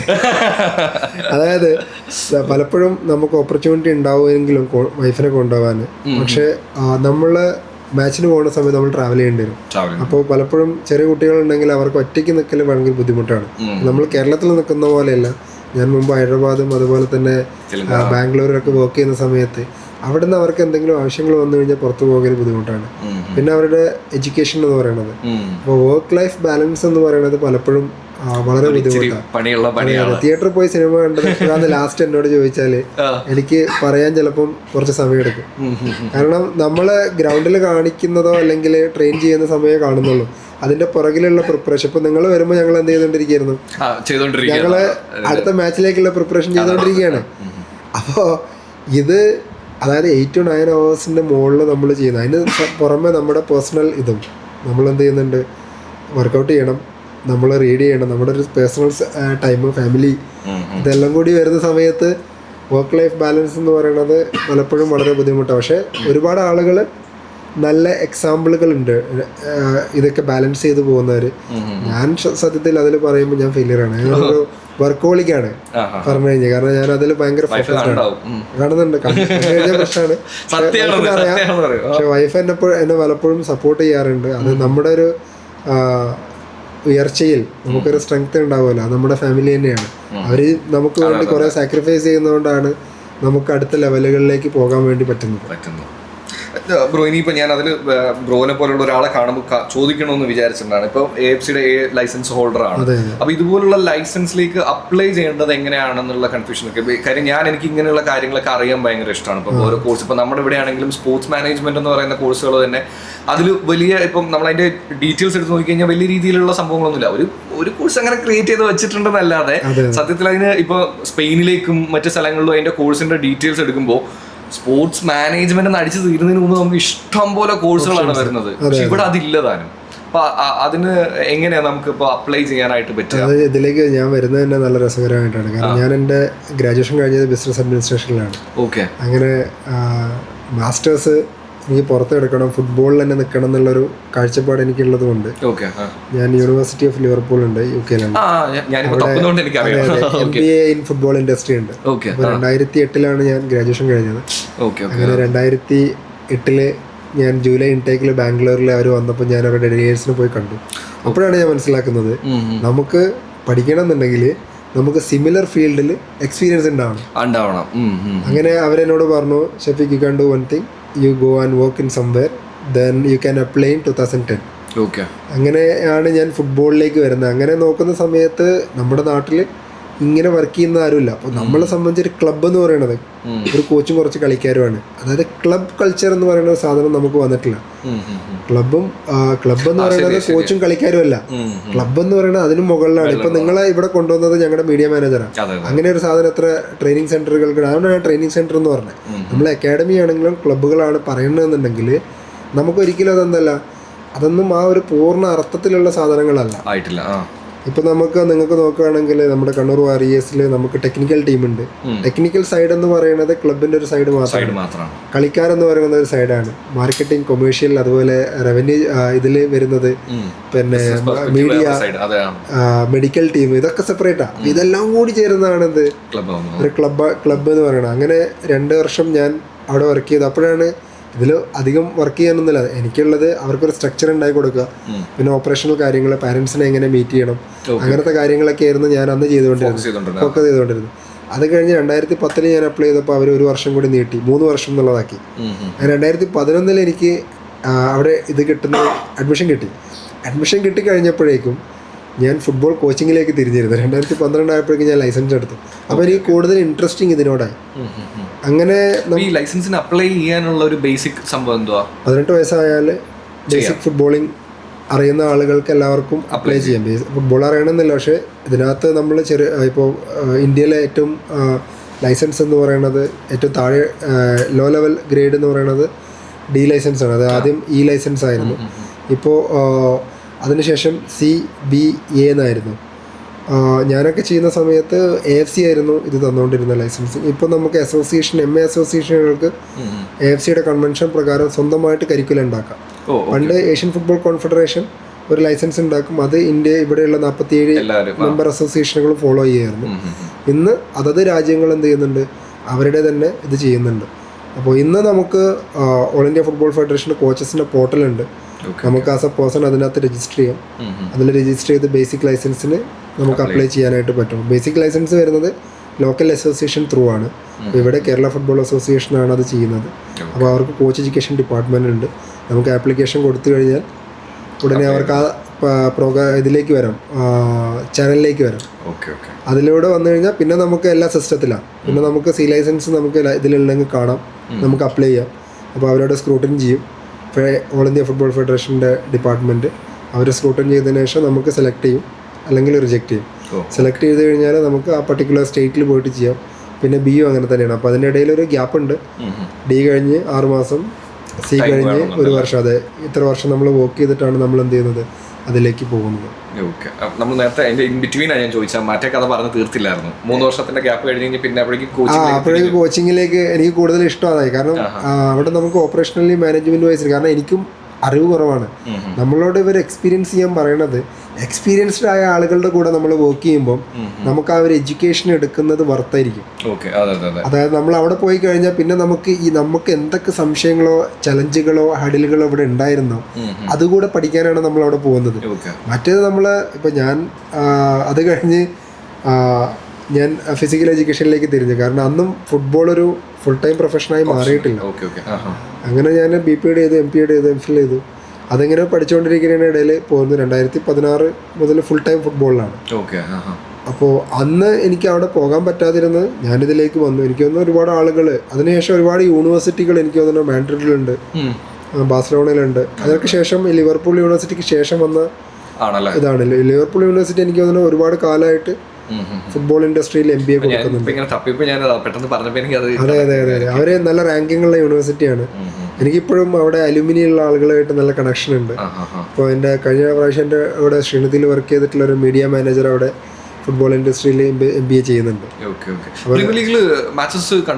കാണാറുണ്ട്. ഇന്നലെ കൂടെ പോയി കണ്ടിട്ടില്ല. എനിക്ക് പോകാനുള്ള ഒരു അവസരം ഉണ്ടായിരുന്നു. പക്ഷെ അന്ന് കോവിഡിന്റെ സമയമായിരുന്നു. അവിടുത്തെ ഫാൻസ് ഭയങ്കര ഡിഫറെന്റ് ആണ്. ഫാൻസ് ഭയങ്കര ഡിഫറെന്റ് ആണ്. അത് എക്സ്പീരിയൻസ് ചെയ്താലേ അറിയാനും പറ്റുള്ളൂ. അതെ, തീർച്ചയായിട്ടും. ഞങ്ങൾ പ്രീമിയർ ലീഗിന്റെ ഒരു പ്രോഗ്രാമിൽ ഞാൻ എഡ്യൂക്കേറ്ററായിട്ട് വർക്ക് ചെയ്യുന്നുണ്ട്. പ്രൈമറി സ്റ്റാർസ് എന്ന് പറയുന്നത്. അപ്പോൾ അതുപോലെ പ്രൈമറി സ്റ്റാർസും പ്രീമിയർ സ്കിൽസ് രണ്ടിലും. അപ്പോൾ അതിന്റെ ഭാഗമായിട്ട് അവിടെ പോകാനൊരു അവസരം ഉണ്ടായിരുന്നു. അന്നാണ് കോവിഡിന്റെ സമയം വന്ന്. അപ്പോൾ അവർ ഈ പ്രൈമറി സ്റ്റാർസ് ഇൻട്രൊഡ്യൂസ് ചെയ്യുന്ന സമയമായിരുന്നു അത്. അപ്പോൾ അവര് അത് ഡിലേ ചെയ്തു. പിന്നെ എനിക്ക് തോന്നുന്നു 2 പേര് പോയിട്ടുണ്ടായിരുന്നു ഇന്ത്യയിൽ നിന്ന്. പിന്നെ നമ്മുടെ ഷെഡ്യൂളും കൂടി നോക്കണമല്ലോ. അതെ. അത് ഞാൻ ശ്രീനിധിയിലുള്ള സമയത്ത്, ബാംഗ്ലൂരിലുള്ള സമയത്തായിരുന്നു. ആ ഒരു ട്രാൻസിഷൻ്റെ സമയത്തായിരുന്നു. അന്ന് പിന്നെ ആ ഒരു കോൾ എടുത്തില്ല. എന്തായാലും തീർച്ചയായിട്ടും പോകും. MBA കോഴ്സും ഞാൻ ചെയ്യുന്നുണ്ട്. അപ്പോൾ അവരെനിക്ക് ബ്രോഷർ അയച്ചു തന്നു. എന്നോട് ഇപ്പോൾ ഡിസ്റ്റൻസ് ആയിട്ട് ചെയ്യാം നമുക്ക്. അപ്പോൾ സെപ്റ്റംബർ ഇൻടേക്ക് ഉണ്ട് 2026. അപ്പോൾ ഒന്ന് ശ്രമിച്ചു നോക്കണം. പഠിക്കുക. ജീവിതം എന്ന് പറയുന്നത് പഠനമല്ലേ. തീർച്ചയായിട്ടും നമുക്ക് അറിയുന്നത്, നമുക്ക് ഇഷ്ടമുള്ള മേഖലയിൽ നിൽക്കുമ്പോൾ പഠിക്കുന്നത് എപ്പോഴും ഒരു ഇൻട്രസ്റ്റിംഗ് ആയിട്ടാണ്. തീർച്ചയായിട്ടും. അല്ല, പഠിക്കുക എന്നുള്ളതാണ്. നമ്മൾ എല്ലാ ദിവസവും പഠിച്ചുകൊണ്ടിരിക്കുക. നമ്മളെ തന്നെ ചലഞ്ച് ചെയ്യുക. അതെ. കാര്യം ചില സമയത്ത് ചിലത് പറയുന്നത് നമുക്ക് അറിയണമെന്നുണ്ടെങ്കിൽ നമ്മൾ ഈ പറയുന്നത് പോലെ തന്നെ നമ്മൾ അപ്ഡേറ്റ് ആയാലേ പറ്റുള്ളൂ. തീർച്ചയായിട്ടും. അത് പലപ്പോഴും ചോദിക്കുമല്ലോ. ഇപ്പോൾ കുട്ടികൾ എന്നെ കോച്ചുമാരെ ചോദ്യം ചെയ്യും. ഇപ്പം എനിക്ക് എൻ്റെ ഒരു ഓർമ്മയിൽ ഞങ്ങളുടെ നാട്ടിൽ പഴയൊരു കോച്ചുണ്ടായിരുന്നു. അപ്പോൾ ആ കോച്ച് എന്നോട് ഒരു ദിവസം പറഞ്ഞേ, ഞാൻ ആ കുട്ടികൾക്ക് ക്യാമ്പ് എടുക്കൂല. ഞാൻ എന്ത് പറ്റി ചോദിച്ചത്, അല്ല അവന്മാർക്ക് എന്നേക്കാൾ അറിയുണ്ട്, അവന്മാരെ ചോദ്യങ്ങൾ ചോദിക്കണം, എനിക്ക് പലപ്പോഴും അവരെ ആൻസർ ചെയ്യാൻ പറ്റുന്നില്ല. അപ്പോൾ അതൊരു വലിയ ഇതാണ്. അപ്പോൾ ഈ കോച്ചിങ്ങിൽ തന്നെ നമ്മുടെ നാട്ടിൽ നോക്കുകയാണെങ്കിൽ പണ്ട് ഒരുപാട് കാലം കളിച്ച ആളുകളുണ്ട്. They have experience. പക്ഷെ നോളജ് എന്ന് പറയുന്ന വേറൊരു സാധനമുണ്ട്. ഇപ്പോൾ ഇന്നലെ പിന്നെ ലിവർപൂളും മാഞ്ചസ്റ്റർ യുണൈറ്റഡും തമ്മിലുള്ള കളി കഴിഞ്ഞിട്ടാണ് ഞാൻ ഉറങ്ങാൻ പോകുന്നത്. അപ്പോൾ അവർ ഇത് കളി കണ്ടിട്ടുണ്ടാകും. അവർ ഡെയിലി അപ്ഡേറ്റഡ് ആയിരിക്കും. അപ്പോൾ രാവിലെ വന്നിട്ട് നമ്മളോട് ചോദിക്കും അത് കുട്ടികൾ. പിന്നെ ഞാൻ ചില സമയത്ത് വിചാരിക്കും ഇവരെല്ലാം ഈ കളികളെല്ലാം കാണുന്നുണ്ടോ എന്നുള്ള സംശയം വരും. കാരണം അത്രയും ഡീറ്റെയിൽ ആയിട്ടുള്ള ചോദ്യങ്ങൾ. എൻ്റെ ബ്രദറിൻ്റെ മകളുണ്ട്. അവള് രാത്രിയൊക്കെ ഇരുന്നിട്ട് കാണും. ഞാനാണെങ്കിൽ ചാമ്പ്യൻസ് ലീഗ് 2:30 വരെ ഇരുന്നിട്ട്. അപ്പോൾ എന്നെയും കൂട്ടും. അപ്പം ഞാൻ ഹാഫ് ടൈം ആകുമ്പോഴേക്കും മിക്കവാറും ഉറങ്ങിപ്പോവും. അവിടെ ഇരുന്നുകൊണ്ട് തന്നെ ഉറങ്ങിപ്പോവും.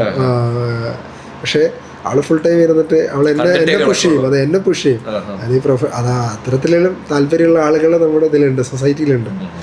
ബ്രോ, ഞാൻ വീണ്ടും കണ്ണൂർ വാരിയേഴ്സിലേക്ക് തന്നെ തിരിച്ചു വരികയാണ് കേട്ടോ. അപ്പോൾ ഇനി ബ്രോ എക്സ്പെക്ട് ചെയ്യുന്ന, അല്ലെങ്കിൽ നമുക്കിപ്പോൾ ബ്രോയുടെ ഒരു ടോണിലേക്ക് നമുക്ക് മനസ്സിലാവില്ല, ഇപ്പോൾ ഇവിടെ പോയി മാച്ച്, അവിടെ പോയിട്ടുള്ള മാച്ചുകളെല്ലാം ശ്രദ്ധിക്കുന്ന ഒരാളും കൂടെയാണ്. അപ്പം എവിടെയെങ്കിലും പോയി ഒരു മാച്ചിനെ കുറിച്ചുള്ള ഒരു എക്സ്പെക്ടേഷൻ, അല്ലെങ്കിൽ ഞാൻ ഇങ്ങനെ വെയിറ്റ് ചെയ്തിരിക്കുകയാണ് ആ ടീമിനെതിരെയുള്ള ഒരു മാച്ച്, അങ്ങനെ ഉണ്ടോ? അങ്ങനെ എനിക്ക് തോന്നിയിട്ടില്ല. നമ്മൾ ഇപ്പം മലപ്പുറത്ത് നടന്ന കളിയിലായിരുന്നു നമുക്ക് ആ ഓഡിയൻസിൻ്റെ അറ്റ്മോസ്ഫിയർ കൊണ്ട് ഞാൻ എൻജോയ് ചെയ്യുന്നത്. പക്ഷേ എനിക്ക് അതൊന്നും എൻജോയ് ചെയ്യാൻ പറ്റാറില്ല. എൻ്റെ ഡ്യൂട്ടി എന്ന് പറയുന്നത് അസിസ്റ്റൻറ്റ് ഹെഡ് കോച്ചിന് ഇൻഫർമേഷൻ കൊടുക്കുക എന്നുള്ളതാണ്. പലപ്പോഴും എൻ്റെ ചുറ്റുവട്ടത്ത് നടക്കുന്ന കാര്യങ്ങൾ ഞാൻ പലപ്പോഴും അറിയാറില്ല. എൻ്റെ മാക്സിമം ഫോക്കസ് എന്ന് പറയുന്നത് ഗ്രൗണ്ടിലായിരിക്കും. അതിനകത്ത് എന്ത് നടക്കുന്നു അപ്പോൾ ഇൻഫോം ചെയ്യും. സബ്സ്റ്റിറ്റ്യൂഷൻ എപ്പോഴാണ് വരേണ്ടത്, ആരാണ് വീക്കായിട്ടുള്ളത്, അവരുടെ സ്ട്രാറ്റജി എന്താണ്, അത് നോക്കുക, അത് റിപ്പോർട്ട് ചെയ്യുക എന്നുള്ളതാണ് പലപ്പോഴും അസിസ്റ്റന്റ് കോച്ച് എന്നുള്ള നിലയിൽ എൻ്റെ ജോലിയായിട്ട് വരുന്നത്. മാത്രമല്ല അത് മാത്രമല്ല നമ്മുടെ മാച്ച് അല്ലാത്തതുകൊണ്ടാണ് എനിക്ക് ഇവിടെ ഇരുന്ന് എൻജോയ് ചെയ്യാൻ പറ്റുന്നത്. നമ്മുടെ മാച്ച് ആയിരുന്നെങ്കിൽ പിന്നെ ഞാൻ ഇന്നലെ പറയുമായിരുന്നു ഇവിടെ ഇരുന്ന്, ഞാനാണ് ആ ഇതിലിരിക്കുന്നുണ്ടെങ്കിൽ എൻ്റെ ഹാർട്ട് ബീറ്റ് അടിച്ച് പൊട്ടി തെറിച്ചിട്ടുണ്ട്. അപ്പം അത് പിന്നെ നമ്മളെ സംബന്ധിച്ച് പ്രൊഫഷണലി ഭയങ്കര ബുദ്ധിമുട്ടുള്ള ഒരു കാര്യമാണ്. അപ്പം അങ്ങനെ ഒരു എക്സ്പെക്ടേഷനിലേക്ക് നിൽക്കുന്നില്ല. അപ്പൊ ചിലപ്പോൾ ഈ ഇതല്ലാതെ മാച്ചുകൾ പോയി കാണാറുണ്ടോ? അല്ലാതെ മാച്ചുകൾ ഞാൻ കാണാറുണ്ട് വളരെ സൈലന്റ് ആയിട്ട്. പക്ഷെ പലപ്പോഴും ഞങ്ങളുടെ ഒരു പ്രോബ്ലം എന്താ വെച്ചാൽ, എൻ്റെ ഒരു പ്രോബ്ലം എല്ലാവർക്കും ഉണ്ടോയെന്ന് അറിയില്ല, ഞാൻ അനലിറ്റിക്കൽ സൈഡിൽ നിന്നാണ് എപ്പോഴും കളി കാണുക. ഒരു എന്റർടൈൻമെന്റ് സൈഡിൽ നിന്ന് എനിക്ക് പലപ്പോഴും കാണാൻ പറ്റാറില്ല. അതൊരു ഈ കോച്ചായതുകൊണ്ടായിരിക്കാൻ തോന്നുന്നു.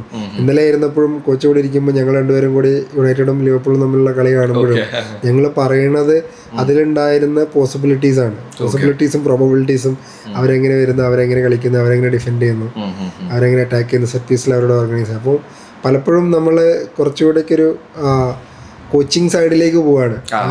കളി എൻജോയ് ചെയ്യാൻ പറ്റുന്നത് വളരെ ബുദ്ധിമുട്ടാണ്. എൻജോയ് ചെയ്ത കളി ഏതാ വെച്ചപ്പോൾ കഴിഞ്ഞ ആഴ്ച ഞാൻ എൻ്റെ മകൻ്റെ കളി കാണാൻ പോയിരുന്നു. അപ്പോൾ ഒരു ടെൻഷനും ഇല്ലാതെ ഇരുന്നു അവൻ്റെ കളി. പക്ഷെ അതിലും ഞാൻ കുറ്റം കണ്ടുപിടിക്കുകയായിരുന്നു. കോച്ച് എന്നുള്ള നിലയിൽ അവൻ ഓടുന്നില്ലല്ലോ, അവൻ കളിക്കുന്നില്ലല്ലോ. അപ്പോൾ ഒരു കോച്ചായിട്ട് നമ്മളെപ്പോഴും എന്താ പറയുക സ്റ്റിക്ക് ഓൺ ചെയ്തുകൊണ്ടിരിക്കുകയാണ്. ആ ഒരു ട്രാൻസ്ഫോർമേഷൻ നടക്കുന്നില്ല, ഓരോ സമയത്തും മാറി വരാൻ പറ്റുന്നില്ല. അതെ. ഇന്റർനാഷണലി ചെൽസിയാണ്. 2000 മുതൽ ഏകദേശം ചെൽസിയെ ഫോളോ ചെയ്യുന്നുണ്ട്. അപ്പോൾ ഹോസെ മൊറീനോ വന്നതിന് ശേഷം എൻ്റെ ഒരു നമ്മളെ കോച്ചിങ്ങിലേക്ക് ഒരു ഇൻസ്പയറിംഗ് പേഴ്സൺ എന്ന് പറയുമല്ലോ, അതും പുള്ളിയായിരുന്നു. അപ്പോൾ അങ്ങനെയാണ് ചെൽസിയിലേക്ക് എത്തുന്നത്. ഈ സീസണിൽ ഫോളോ ചെയ്യാൻ പറ്റുന്നുണ്ട്, കളി കാണാറുണ്ട്. ചെൽസിയുടെ കളി എന്തായാലും മിസ്സാവാതെ കാണാറുണ്ട്. പക്ഷെ സൈനിങ്ങൾ നടത്തിയിട്ടുണ്ട്, ഒരുപാട് കളിക്കാരുണ്ട്. പക്ഷെ അത് കൺവേർട്ട് ചെയ്ത് പോയിന്റിലേക്ക് വരാൻ എൻ്റെ ആണ് കേട്ടോ. ഞാൻ ചെൽസിയുടെ എനിക്ക് അങ്ങനെ പ്രീമിയർ ലീഗിൽ ഇന്ന ടീം എന്നില്ലെങ്കിലും ഒരു ഇഷ്ടം കൂടുതലുള്ളതാണ് ചെൽസി.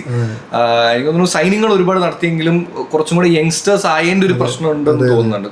സ്ക്വാഡ് മുഴുവൻ ഒരു യങ്സ്റ്റേഴ്സിന്റെ ഒരു അതെ ബോഹ്ലി ഗ്രൂപ്പിന്റെ ഒരു സ്ട്രാറ്റജി ആണെന്ന് തോന്നുന്നു. എനിക്ക് ഒരു ലോങ് ടേം ഇൻവെസ്റ്റ്മെന്റ് ആയിട്ടാണ് അവർ അതിനെ കാണുന്നത്. ഇപ്പൊ എനിക്ക് തോന്നുന്നത് അവര് ലോണിൽ കളിക്കാരെ വിട്ടു തുടങ്ങി.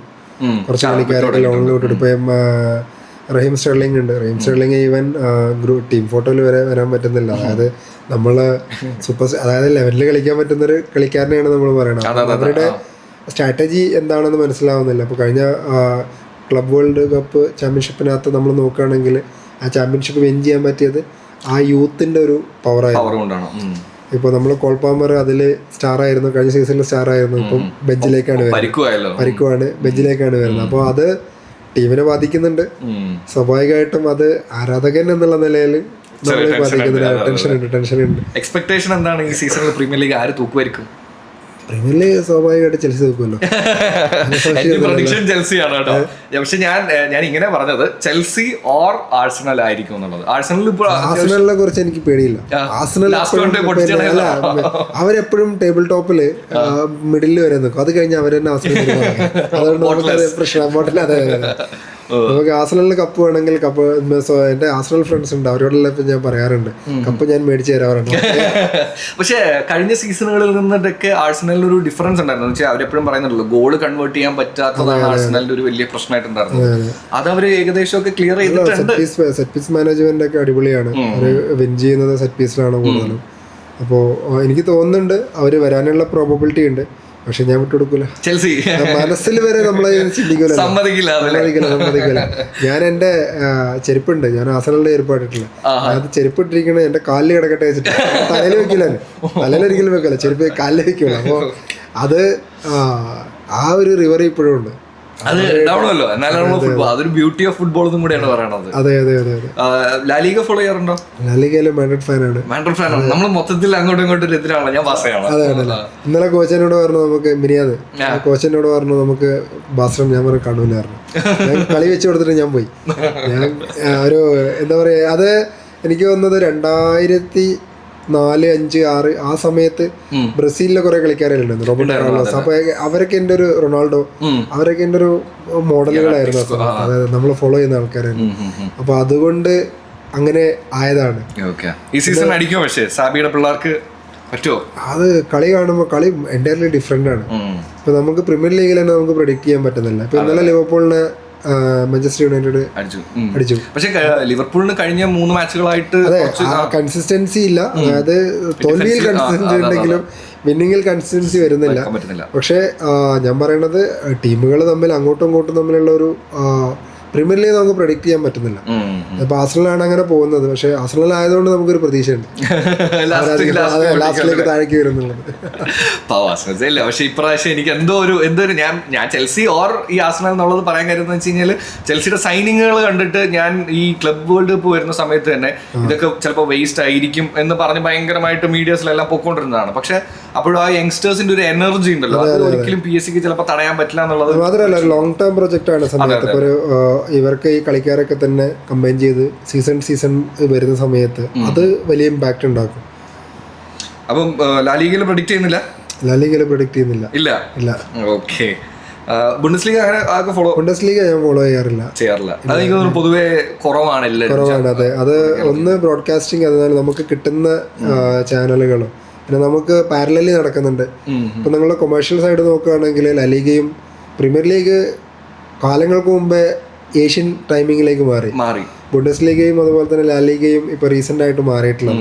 അപ്പൊ നമ്മൾ ഇവരുടെ ക്ലാഷ് കൂടുതലും കൂടെ നോക്കുന്നുണ്ടെന്ന് തോന്നുന്നു. കാരണം ഇപ്പൊ നമ്മുടെ അവരുടെ സോഷ്യൽ മീഡിയയിലൊക്കെ നോക്കുകയാണെങ്കിലും റീൽസ് യൂസ് ചെയ്യുന്നത്, അതുപോലെ തന്നെ അവരുടെ പല ചില സമയത്തൊക്കെ ഇടുന്നതെല്ലാം ഇന്ത്യൻ സെലിബ്രേഷൻസും മറ്റു കാര്യങ്ങളും എല്ലാം നല്ല രീതിയിൽ ഫോക്കസ് ചെയ്യുന്നുണ്ട്. റീജിയണൽ പേജുകൾ അവർ തുടങ്ങിയിട്ടുണ്ട്. മാത്രമല്ല അവര് ഇപ്പൊ നമ്മൾ ലിങ്ക്ഡിനിലൊക്കെ നോക്കിക്കഴിഞ്ഞാൽ പ്രീമിയർ ലീഗിൽ അവര് ഈ ഇതിനകത്തേക്ക് വേണ്ട ലോക്കലി ആളുകളെ എടുക്കാറുണ്ട്. ചിലപ്പോൾ മലയാളത്തിലൊക്കെ നമുക്ക് കമന്റ് കാണാം. അതായത് ഡിസ്ക്രിപ്ഷൻ കൊടുത്തിരിക്കുന്ന മലയാളത്തിൽ മലയാളിയാണ് തോന്നുന്നല്ലേ അത്. പക്ഷെ അത് അവര് പേർപ്പസ്ഫുള്ളി ക്രിയേറ്റ്, ഞാൻ പറഞ്ഞില്ല, അതാണ് നമ്മളെ ഇപ്പൊ പ്രീമിയർ ലീഗ് അതൊരു 10 കൊല്ലം മുമ്പ് തന്നെ ചിന്തിച്ചു തുടങ്ങിയിട്ടുണ്ട്. ഇപ്പൊ തന്നെ നമ്മൾ നോക്കാം, പ്രീമിയർ ലീഗിന്റെ EPPP എന്ന് പറഞ്ഞൊരു പ്രോഗ്രാം ഉണ്ട്, ലേറ്റ് പ്ലെയർ ഡെവലപ്മെന്റ് പ്രോഗ്രാം. ആ പ്രോഗ്രാമിന്റെ ഫലമായിട്ട് ഇപ്പം ഇംഗ്ലീഷ് പ്രീമിയർ ലീഗിലെ മേജർ ക്ലബ്ബുകളിൽ നമ്മൾ നോക്കുകയാണെങ്കിൽ ഇംഗ്ലണ്ടുകാരായ കളിക്കാരുടെ എണ്ണം കൂടുതലാണ്. അവരുടെ യൂത്ത് ഇതിനകത്തുള്ള അവരുടെ പെർഫോമൻസ് ഈസ് ഗുഡ്. അത് സ്പെയിനിന് കിട്ടാൻ കാരണം എന്താ വെച്ചാൽ അവിടെയുള്ള കളിക്കാരുടെ എണ്ണം കൂടുതലാണ്, ലോക്കലി ഉള്ള ടാലന്റഡ് ആയിട്ടുള്ള. അപ്പോൾ യൂത്തിൽ അവർ ഇൻവെസ്റ്റ് ചെയ്യാണ്. അപ്പോൾ നമുക്കും ഞാൻ പറയുന്നത് നമ്മുടെ കേരളത്തിലും ഇന്ത്യയിലൊക്കെ ആണെങ്കിലും നമ്മൾ senior team world cup win ചെയ്യാൻ പോകുന്നതിന് പകരം നമ്മൾ അണ്ടർ 17 നമ്മൾ ആദ്യം AFC ക്വാളിഫൈ ചെയ്യുക, വേൾഡ് കപ്പ് ക്വാളിഫൈ ചെയ്യുക, അണ്ടർ 19. അതിന്റെ ബാക്കി തന്നെയാണ് അണ്ടർ 19 വരിക, അല്ലെങ്കിൽ അണ്ടർ 20 വരിക, പിന്നെ അണ്ടർ 23 വരും. അപ്പോൾ സ്വാഭാവികമായിട്ടും ഇതേ കുട്ടികൾ തന്നെയാണ് ബാക്ക് ടു ബാക്ക് വരുന്നത്. അത് സ്വാഭാവികമായിട്ടും സീനിയർ ടീമിലേക്കും കൺവേർട്ട് ആവും. ഇന്ത്യയിൽ ഇപ്പോൾ ഇന്ത്യൻ ഫുട്ബോൾ ഫെഡറേഷനും എല്ലാം ഒരു ചെറിയ പ്രശ്നങ്ങളും കാര്യങ്ങളും എല്ലാം ഒരു കൺഫ്യൂഷനിലും ഒക്കെ നിൽക്കുമായിരുന്നല്ലോ. അപ്പം അതിനെക്കുറിച്ച് എന്താ തോന്നിയിട്ടുള്ളത്? ലൈക്ക് അല്ല, അതില് ഇപ്പോൾ ആ ചേഞ്ചസ് വരുന്നുണ്ട്. നമ്മൾ മുമ്പുണ്ടായിരുന്ന കാലഘട്ടത്തിൽ പെട്ടെന്ന് ചേഞ്ചസ് വരുമ്പോൾ പിന്നെ നമ്മളും കാണുന്ന ചേഞ്ചസുകൾ പുറത്തുള്ള ചേഞ്ചസുകളാണ്, നമ്മളത് കണ്ടിട്ടുണ്ടായിരുന്നില്ല. പക്ഷെ നമുക്ക് അതിലേക്ക് വരാൻ കുറച്ച് സമയം എടുക്കുന്നുണ്ട്. എനിക്ക് തോന്നുന്നത് ഫെഡറേഷൻ അതിൽ ഹാർഡ് വർക്ക് ചെയ്യുന്നുണ്ട്. ഇപ്പം പുതിയ MRIക്ക് വേണ്ടി ട്രൈ ചെയ്യുന്നുണ്ട്. സൂപ്പർ കപ്പ് സ്റ്റാർട്ട് ചെയ്താൽ തന്നെ ഉടനെ തന്നെ ISL പുതിയ FSDL ആയിരിക്കും തോന്നുന്നു. എനിക്ക് മീഡിയയിലൊക്കെ വായിച്ചു നോക്കിയെന്ന് പറയുമ്പോൾ FSDL ആവാനാണ് പോസിബിലിറ്റി കൂടുതൽ. അതെ, കൂടുതൽ വർഷങ്ങളിലേക്ക്. അപ്പോൾ സ്വാഭാവികമായിട്ടും കൂടുതൽ ടീം, ഇപ്പോൾ നമ്മുടെ പുതിയ കോൺസ്റ്റിറ്റ്യൂഷൻ പ്രകാരം കൂടുതൽ ടീമുകൾ വേണമെന്നുണ്ട്, റെലിഗേഷൻ അതുപോലെ തന്നെ പ്രൊമോഷൻ വേണമെന്നുണ്ട്. അപ്പോൾ ഫെഡറേഷൻ്റെ ഭാഗത്തുനിന്ന് ഒരുപാട് കാര്യങ്ങൾ ചെയ്യുന്നുണ്ട്. നമ്മൾ കേരളത്തിൽ നോക്കുകയാണെങ്കിൽ കേരള ഫുട്ബോൾ അസോസിയേഷൻ ആണെങ്കിലും ആ ഇൻവെസ്റ്റ്മെൻറ്റ്, ഇപ്പോൾ ചാക്കോളസ് കപ്പ്, യൂത്ത് കപ്പുകൾ, അതുപോലെ ടയർ 2 നമ്മുടെ KPL ടയർ 2 KPL ഇപ്പൊ സൂപ്പർ ലീഗ്. സ്വാഭാവികമായിട്ടും കളിക്കാർ പ്രൊഫഷണലി പോകുന്നുണ്ട്. പക്ഷെ നമ്മൾ കമ്പയർ ചെയ്യണ എവിടെയാണ്? നമ്മൾ നേരെ ഹോട്ട്സ്റ്റാറിലും ഇതിലും പ്രീമിയർ ലീഗ് കണ്ടിട്ട് നേരെ ഉടനെ ഇങ്ങോട്ടാണ് വരുന്നത്. അപ്പൊ ആ ഒരു ലെവലിലേക്ക് നമ്മൾ എത്തുന്നതിന് കുറച്ച് സമയം എടുക്കും. അതിൻ്റെതായിട്ടുള്ള ഒരു സമയമുണ്ട്. അതെ അതെ അതെ അതെ. അവിടെയാണ് ഞാൻ പറഞ്ഞത് ബിസിനസ് ആളുകൾ കൂടുതൽ വരണം, കൊമേഴ്ഷ്യലി എന്താ പറയുക, ഇത് സക്സസ് ആവണം. ക്യാപിറ്റൽ ഇൻവെസ്റ്റ്മെന്റിന് വേണ്ടിയിട്ട് കൂടുതൽ കോർപ്പറേറ്റുകൾ വരണം. അത് വരണം എന്നുണ്ടെങ്കിൽ നമ്മൾ മെസ്സി വരുന്നതിന് നമ്മൾ എതിർത്തിട്ട് കാര്യമില്ല. നമ്മൾ ആ ട്രഡീഷണൽ ചിന്താഗതി വെച്ചിരുന്നിട്ട് കാര്യമില്ല. നമ്മൾ മുകളിലേക്ക് പോകണമെന്നുണ്ടെങ്കിൽ മണി ഫ്ലോ വരണം. മണി ഫ്ലോ വരണം എന്നുണ്ടെങ്കിൽ ഇവന്റുകൾ നടന്നേ പറ്റുള്ളൂ. Very true. ബ്രോ, ഇനി നമുക്ക് എനിക്കറിയാം ഇനി സംസാരിച്ച് പോയി കഴിഞ്ഞാൽ ഒത്തിരി ഉണ്ട്. ബ്രോയ്ക്ക് സമയം ഒട്ടുമില്ല. പക്ഷെ എന്നാലും 26 വേൾഡ് കപ്പ് വരാനായിട്ട് പോവാണല്ലോ. ആരടിക്കുന്നതായിരിക്കും പ്രഡിക്ഷൻ? ഫേവറേറ്റ് ടീം ഉണ്ടോ? ഓഹോ, എനിക്ക് തോന്നി ആ ലൈനിൽ ഞാൻ പ്രതീക്ഷിച്ചു ബ്രസീലിനെ ആയിരിക്കും പറയാന്നുള്ളത്. ആ ഒരു ബ്ലഡ് അങ്ങനെയാണ്. ഇന്ന് രാവിലെ ഒരു അടി കഴിഞ്ഞിട്ടേ ഉള്ളൂ. ഇപ്പൊ ഇന്നലെ അർജന്റീന മൊറോക്കോയോട് തോറ്റു. അപ്പൊ അർജന്റീനക്കാർക്ക് ഞാൻ ഒരു കൊട്ടിട്ട് കൊടുത്തിട്ട് 2-0. അതായത് അവർ പൊസഷൻ വെച്ച് ഞങ്ങളോട് വർത്തമാനം പറയാൻ അവർ പൊതുവേ ഞങ്ങൾ നിന്നിരുന്ന സമയത്ത് സ്വാഭാവികമായിട്ട് അവർ ഫൈനലിൽ നോക്കുമ്പോഴൊക്കെ പറയാം ഫൈനലിൽ തോറ്റില്ല. അപ്പൊ നമ്മൾ പൊസഷൻ പറഞ്ഞാൽ അല്ലെങ്കിൽ സ്റ്റാറ്റിസ്റ്റിക്സ് പറഞ്ഞാൽ അവർ അംഗീകരിക്കില്ല. അപ്പൊ സ്വാഭാവികമായിട്ട് നമ്മൾ ഇപ്പൊ തിരിച്ചു കൊടുക്കണം. അവര് അർജന്റീൻ ഫാൻ അല്ലാത്തതുകൊണ്ടുള്ള ഒരു സാധനം ഉണ്ട്. അപ്പം അതിന്റെ മെസ്സിയായിട്ട് കണക്ട് ചെയ്യണ്ട. അതുകൊണ്ടല്ല, ഞാനൊരു അർജന്റീന ഫാനാണ്.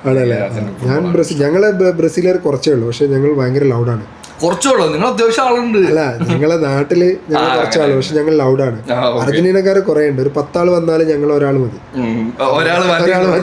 അവര് ഞങ്ങള് സ്റ്റാറ്റ്സ് കൊണ്ടാണ് കളിക്കുക. ഞങ്ങൾ 5 വേൾഡ് കപ്പ് ആ സാധനം വെച്ചിട്ടാണ് എപ്പോഴും ഞങ്ങൾ കളിച്ചത്. നെയ്മർ എനിക്ക് പോസിബിലിറ്റി വളരെ കുറവാണ്. പക്ഷെ ആ ബ്രസീലിലുള്ള ഒരു പ്രോബ്ലം എന്താ വെച്ചാൽ, ഞാൻ കണ്ടിട്ടുള്ളത് കളിക്കാരുണ്ട്. ആ കളിക്കാരെ ഒരു ടീമാക്കി മാറ്റുന്നതിൽ കോച്ചുമാർ പലപ്പോഴും ഫെയിലിയറാണ്.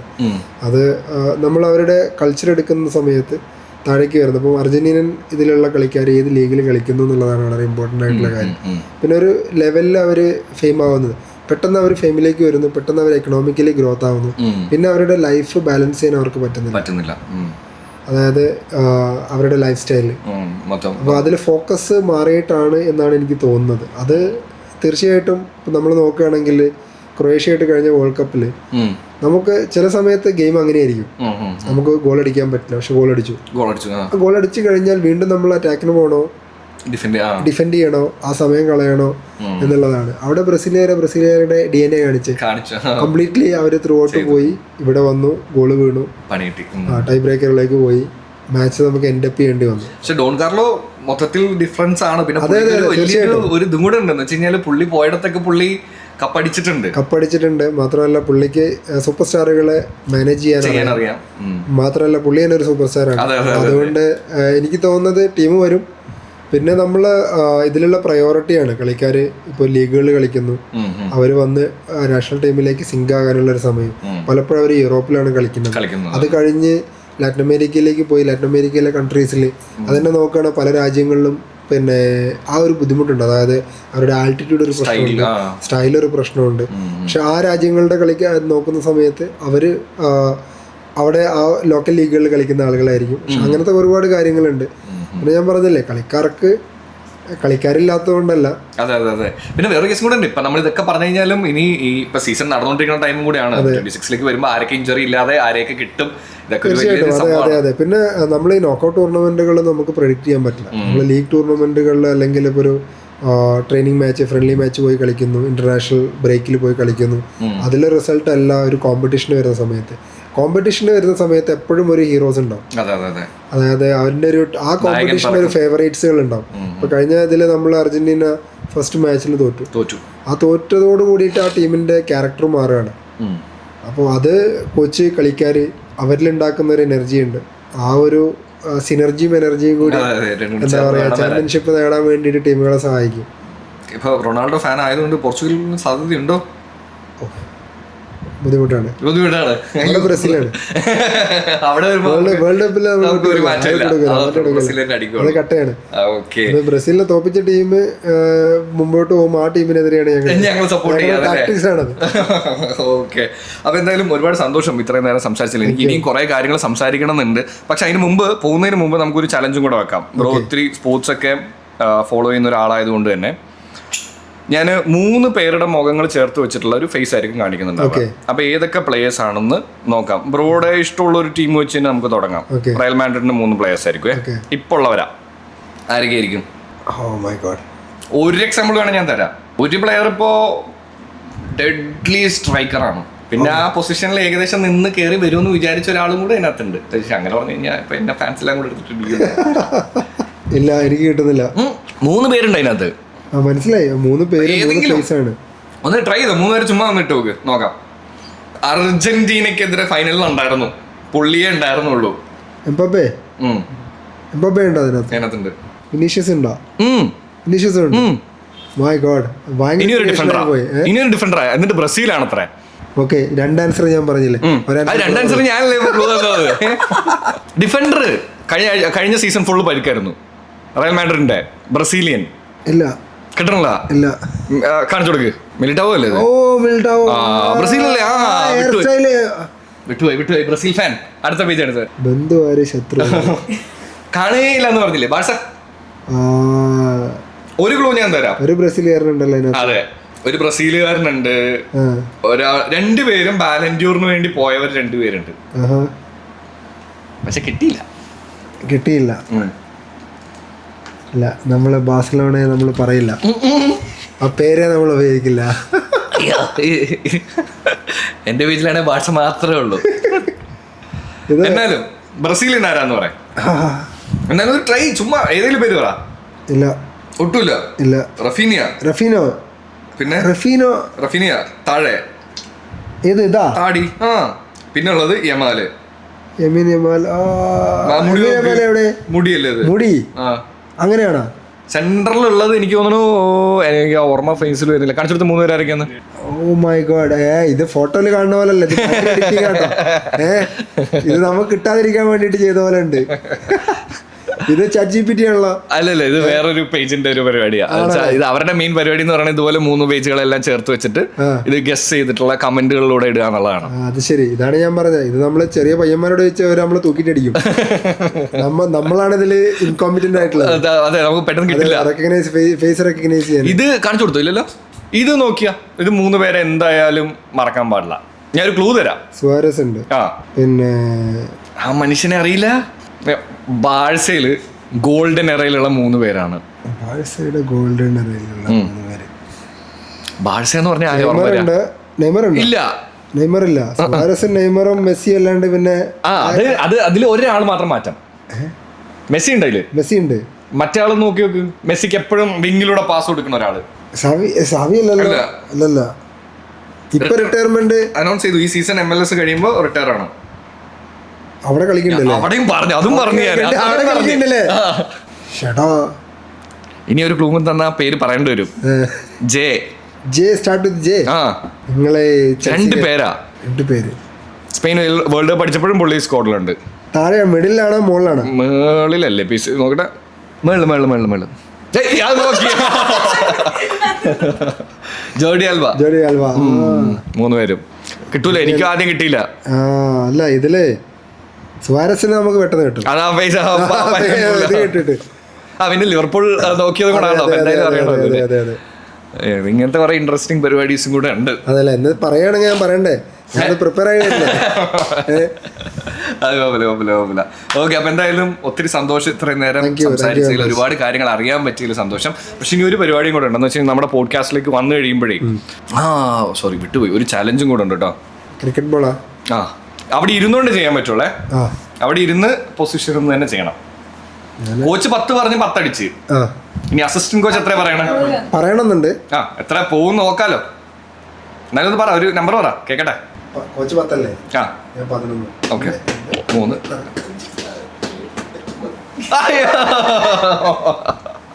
ഓക്കെ, കുഴപ്പമില്ല.